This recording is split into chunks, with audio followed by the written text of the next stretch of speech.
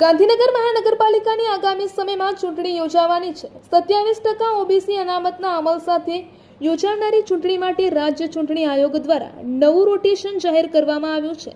આ નવા રોટેશનના કારણે મહાનગરપાલિકાના વર્તમાન કોર્પોરેટર અને પદાધિકારીઓના ગણિત બગડી શકે છે। અનેક દિગ્ગજોની ટિકિટ કપાઈ શકે છે અથવા તો અન્ય વોર્ડમાં ચૂંટણી લડવી પડી શકે છે। દેશભરમાં સોશિયલ મીડિયા પર ચાલી રહેલા અનામત હટાવો આંદોલનને હવે સરદાર પટેલ ગ્રુપનું સમર્થન સાંપડ્યું છે। એસપીજીના અધ્યક્ષ લાલજી પટેલે અનામતની વર્તમાન નીતિમાં સમય અનુસાર સુધારો કરવાની ખાતરીપૂર્વક હિમાયત કરતા જણાવ્યું હતું કે અનામતનો લાભ જ્ઞાતિના આધારે આપવાને બદલે માત્ર આર્થિક ગરીબીના આધારે જ મળવો જોઈએ। કોક્રોચ પાર્ટીના આંદોલન બાદ સોશિયલ મીડિયા પર સક્રિય થયેલા આ મુદ્દાને લઈને તેમણે સવર્ણ વિદ્યાર્થીઓને થઈ રહેલા નુકસાન અંગે પણ ચિંતા વ્યક્ત કરી હતી। મહેસાણા જિલ્લામાં ચાંદીપુરા વાયરસના વધતા કેસો વચ્ચે અત્યંત ચિંતાજનક ઘટના સામે આવી છે। બહુચરાજી તાલુકાના દેલવાડા ગામની 4 વર્ષીય બાળકીનું ચાંદીપુરા વાયરસના કારણે વડનગર સિવિલ હોસ્પિટલમાં સારવાર દરમિયાન રાત્રે કરુણ મોત નીપજ્યું છે। જિલ્લામાં ચાંદીપુરા વાયરસના કારણે નોંધાયેલું આ બીજું મોત હોવાથી આરોગ્ય તંત્રમાં ભારે હડકંપ મચી ગયો છે। ઉલ્લેખનીય છે કે ગુજરાતમાં ચાંદીપુરા વાયરસથી કુલ 14 બાળકોના મોત થયા છે। મહેસાણા જિલ્લામાં ચોમાસાની ઋતુને ધ્યાનમાં રાખીને જન આરોગ્યની સુરક્ષા અર્થે આરોગ્ય વિભાગ દ્વારા વ્યાપક અને સઘન કામગીરી હાથ ધરવામાં આવી છે। પાણીજન્ય અને મચ્છરજન્ય રોગચાળો ફેલાતો અટકાવવા માટે સમગ્ર જિલ્લામાં વિશેષ ઝુંબેશ ચલાવવામાં આવી રહી છે। વરસાદથી અસરગ્રસ્ત વિસ્તારોમાં નાગરિકોને ઘર આંગણે જ સ્વાસ્થ્ય સેવાઓ મળી રહે તે માટે 14 મેડિકલ કેમ્પનું આયોજન કરીને 250 દર્દીઓને સ્થળ પર જ જરૂરી સારવાર અને મફત દવાઓ પૂરી પાડવામાં આવી હતી। પીવાનું પાણી શુદ્ધ અને સુરક્ષિત રહે તે માટે આરોગ્ય ટીમ દ્વારા 26,381 ક્લોરિનેશન ટેસ્ટ કરવામાં આવ્યા હતા, જેમાં 167 સ્થળોએ ક્લોરિનેશનની ઉણપ જણાતા તુરંત સુધારાત્મક પગલાં લેવાયા હતા।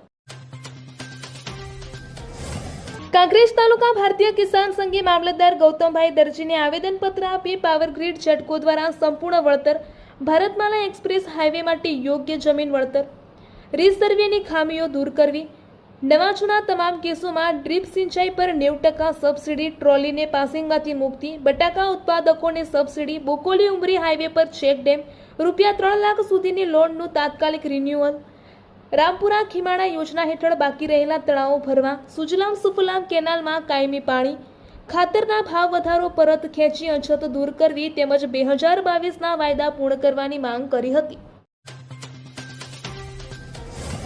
રાધનપુર તાલુકામાં તાજેતરમાં પડેલા ભારે વરસાદ અને પૂર જેવી સ્થિતિને કારણે ખેતરોમાં પાણી ભરાઈ ગયા છે। પેદાશપુર સહિત 12 થી વધુ ગામોમાં ખેતી પાકને વ્યાપક નુકસાન થયું છે। 100 થી વધુ ખેડૂતોને ઊભો પાક સંપૂર્ણપણે નિષ્ફળ જતા તેઓ આર્થિક રીતે પાયમાલ થયા છે। તાલુકાના દેલાણા, ગોતરકા, છાણિયાથર, રામેશ્વર, દેગામ, ધોરકડા, ગુલાબપુરા, સાતુન, કલામપુર, પેદાશપુરા, અગીચાણા, જોરાવરગંજ અને બિસ્મિલ્લાગંજ સહિતના વિસ્તારોમાં અતિવૃષ્ટિના કારણે ખેતરો જળમગ્ન બન્યા છે। સતત પાણી ભરાયેલા રહેવાના કારણે વાવેલો પાક બળીને નષ્ટ થઈ ગયો છે। પાટણ નગરપાલિકાના ચીફ ઓફિસર હિરલબેન ઠાકર સામે રજૂઆત કરવા ગયેલા યુવાનો સાથે ઝપાઝપી કરવા, મોબાઈલ તોડી નુકસાન પહોંચાડવા અને ધમકી આપવાના આક્ષેપો સાથે પાટણ સિટી એ ડિવિઝન પોલીસ સ્ટેશનમાં ગુનો નોંધવામાં આવ્યો છે। શાકુંતલ સોસાયટીમાં ભૂગર્ભ ગટર ઉભરાવાની સમસ્યાને લઈને રજૂઆત કરવા ગયેલા અરજદારો સાથે આ ઘટના બની હોવાનું ફરિયાદમાં જણાવવામાં આવ્યું છે। સમાપક્ષી ચીફ ઓફિસર હિરલબેન ઠાકરે પણ આ યુવકો વિરુદ્ધ અરજી આપ્યાનું જાણવા મળ્યું છે। યાત્રાધામ શામળાજીમાં ગુરુ પૂર્ણિમાની ભવ્ય ઉજવણી કરવામાં આવી હતી। અષાઢ સુદ પૂર્ણિમા, જેને ગુરુ પૂર્ણિમા તરીકે પણ ઓળખવામાં આવે છે, તેનું વિશેષ મહત્વ છે। આ પવિત્ર દિવસે ભગવાન શામળિયાના દર્શન કરવા વહેલી સવારથી જ મોટી સંખ્યામાં ભક્તો ઉમટી પડ્યા હતા। મંદિર પરિસરમાં ભક્તોની લાંબી કતારો જોવા મળી હતી। શામળાજી મંદિરમાં ગુરુ પૂર્ણિમા નિમિત્તે ભક્તોમાં અનેરો ઉત્સાહ અને ઉમંગ જોવા મળ્યો હતો। ભગવાન શામળાજીને આજે વિશેષ શણગાર કરવામાં આવ્યા હતા। ખાસ કારીગરો દ્વારા તૈયાર કરાયેલા વાઘા ભગવાનને ધારણ કરાવવામાં આવ્યા હતા। શામળિયા ભગવાનને હીરાજડિત મુગટ અને સોનાના આભૂષણો પણ ખાસ પરિધાન કરાવવામાં આવ્યા હતા, જેના દર્શન કરી ભક્તો ધન્ય બન્યા હતા।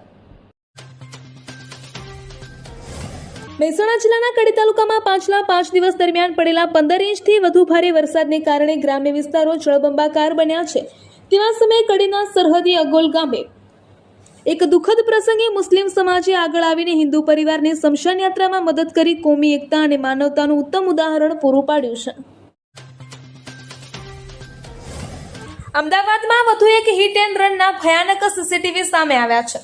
વટવા બીબી તળાવ 4 રસ્તા પાસે એક વૃદ્ધ રસ્તો ક્રોસ કરતા હતા ત્યારે વટવા ગામ તરફથી પૂરપાટ ઝડપે આવેલી સ્કોર્પિયોના ચાલકે વૃદ્ધને ટક્કર મારતા તેઓ બોનેટ સાથે અથડાયા હતા, જે બાદ તેઓ નીચે પડ્યા હતા. છતાંય કાર ચાલકે કાર ન રોકીને તેમના ઉપર કાર ચડાવી દીધી હતી. કાર ઉપરથી ફરી વળ્યા બાદ પણ વૃદ્ધ સ્થળ પર બેઠા થયા હતા. તે સાથે દર્દમાં કણસીને વૃદ્ધનું મોત નીપજ્યું હતું. આ અકસ્માત બાદ આરોપી કાર સાથે ફરાર થઈ ગયો હતો. જોકે જે ડિવિઝન પોલીસે ગુનો નોંધી અકસ્માત કરનાર 19 વર્ષીય આરોપી રાહુલ યાદવની ધરપકડ કરી લીધી છે.